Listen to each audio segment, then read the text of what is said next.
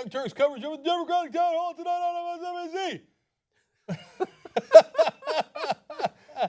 I'm a little excited tonight because here comes Bernie. I'm going to tell you about that in a second. First, Johnny Pie, Wes Clark, Westeros. I love saying West Point because he goes, I didn't go to West Point. I didn't, dude. I was a cadet. He didn't. Ben Carson did. I know. It's a nickname. Anyway, the Undertaker is here, everybody. Brian Unger. What is this? Okay. All right. We are going to have a lot of fun tonight. Who is this excited about a town hall? Like, do you know anyone else in the world this excited? Truckers who are stuck in traffic who have satellite radio have no other choice. But it is a Democratic town hall. Okay. So It is, and I got a question for you guys. I revere you, respect you. You have wisdom. You're smart. Town halls, what are they? Essentially a place for someone to speak for 15 minutes without challenge, without anyone interrupting them, or is it a Q&A with a pedestrian with the candidate? Well, if you're Marco Rubio, it is for you to speak 40 minutes uninterrupted and then not take any questions from the audience, thereby vitiating any point of the town hall. Yeah. And so that was a story out today that he doesn't take questions from the audience and hardly ever takes questions from the press. And I know it almost seems like a technicality, but they're like, dude, that's a rally. That's not a town hall. Yeah. A town hall is where you take questions from the audience. Then you get to Brian's question, like, are you supposed to go back and forth? I think so. I think that would be awesome. I think that's what our original town hall was, but now we've like sanitized it. And the role of the moderator is what? So if is the that? town hall Let's is say the Anderson silver Cooper, AC platter, 360. What is his job? he is the parsley on the platter that the candidate is being served to America on. Garnish. He's the garnish. You just yes. compared him to garnish. Yes. Okay. So, But well, there that's are not true. potential His event- purpose is to make money for CNN Yes. with ratings. It is not to tell you the truth. It's not to ask penetrating questions. And it's not to alienate the candidates. Because then they might not appear on his show in the future after seriously, one of them loses. Ted Cruz last night was allowed to blow the 8 past this whole Planned Parenthood thing without Anderson Cooper stopping him to say, actually, you're incorrect. A federal judge has ruled that most of that information was incorrect. There was illegality in the collection of that video and all. Isn't that the role of the moderator or the journalist to say, like, I'm going to filter what you say through something called, hey, truth. Yeah. That's incorrect.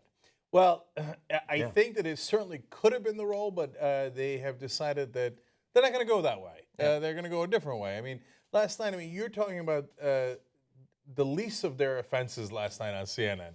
I mean, them not correcting Republicans has become completely standard operating procedure. I mean, remember the last moderator? I talk about it often, but we have to talk about it a lot because no one else ever talks about it. The last moderator to correct a Republican was Candy Crowley in 2012, and CNN said, we promise we will never have her on again.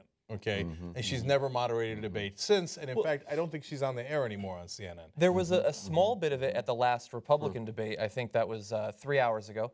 And they corrected something having to do with John the Supreme Dickerson Court. did, yeah. And he hasn't yet been banished to Siberia, but he was booed loudly by the audience for simply pointing out what was abundantly a lie being told by the candidate. And he immediately apologized. He apologized, yeah. yes. I'm sorry, I'm just correcting the record. Right, and because he had, Ted Cruz has said there's been no nominees confirmed in the last 80 years in the last year of a president. Yeah. And that's not true, and he said, actually, Justice Kennedy was in '88 under Ronald Reagan. They're like, boo, you son of a bitch with facts, boo. And then he was like, I apologize. Yeah. It's amazing, amazing. So last night. I'm just jealous. I want that job because they just prop you there with a broomstick behind your back and you just stand there and you go, la la la, read prompter, throw to break, go to come back. Bob Smith over there would like to ask a question. Go ahead, sir. Like I can do that. Yeah. Really, without any education. Very little makeup, as you can see. I might have to shave, but I could do that job and make that kind of coin. Journalism is cake these days. My understanding is that Chris Matthews makes $5 million a year. So Anderson Cooper probably makes more than that. 360 million. Yeah. That's why it's AC360. I got it. Same pay whether you're hardball or softballs. Yeah. Now he's also a Vanderbilt, so he didn't really He need needs the that money. money. Yeah, no.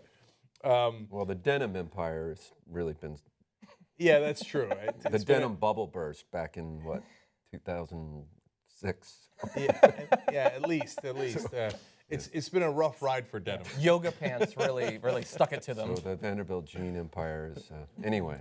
So okay, now we've talked a lot about what a disastrous performance it was for Anderson Cooper and the so-called moderating last night. If you guys watched the show today, if you didn't, please go to youtube.com/TYT. Not for me, but so you can see it for yourself. We showed the questions he asked Carson, Rubio, and Cruz. Then we showed what that same Anderson Cooper did against Hillary Clinton and Bernie Sanders in the first debate. I mean, he was vicious towards them.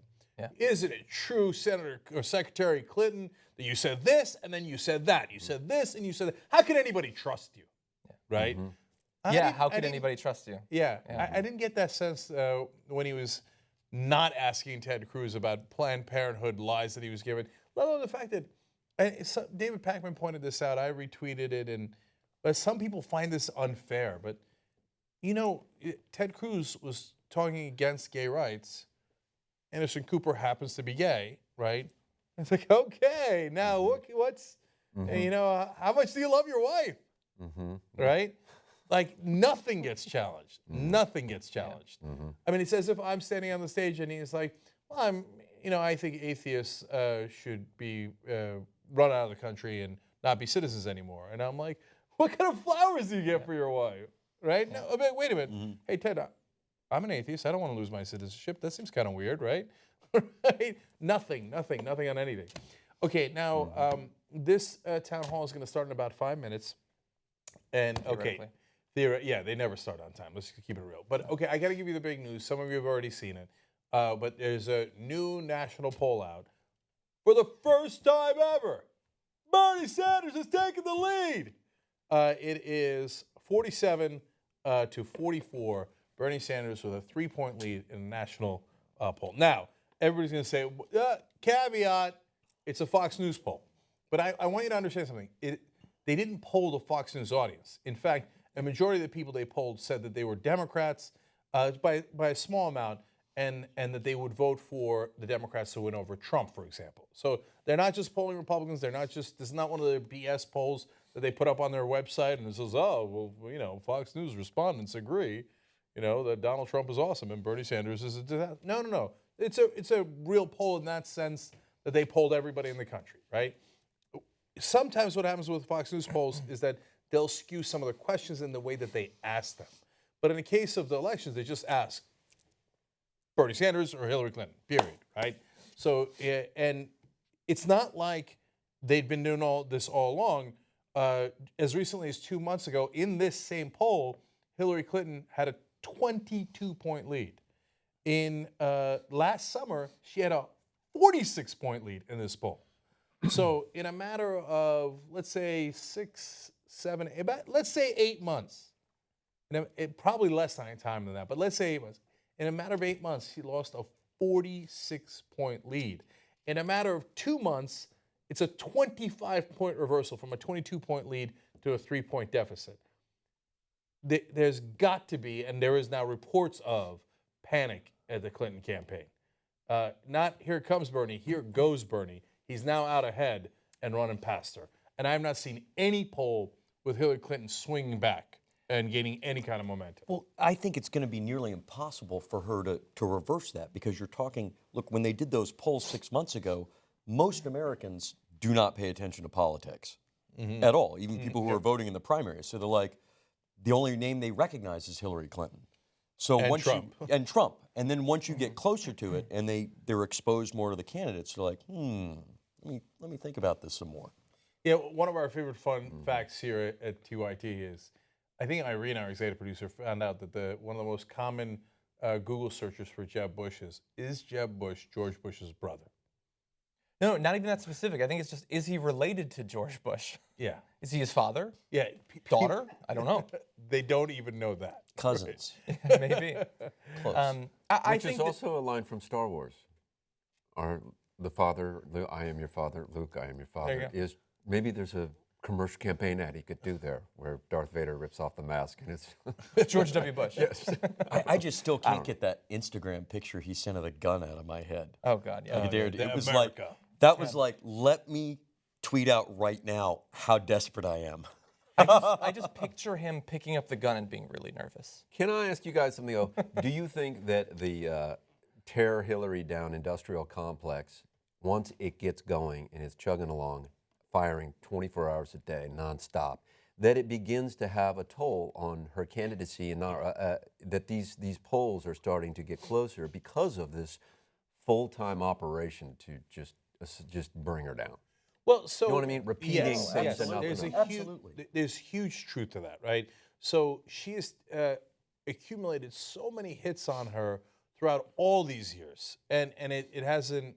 There's not a lot of Fox News relenting or anything. I just saw Fox News interview some young kid who did a video about Bernie Sanders. They were so nice to him. Okay, not a young kid, a young guy, a musician out of Hawaii, right? And I'm like, this is curious. And he was taking pot shots at Fox News. He was taking pot shots at Republicans, and they just let it go and they just smiled. You know why? They're like, oh, good. Damn, go for Bernie Sanders. You know, you'll damage Hillary Clinton.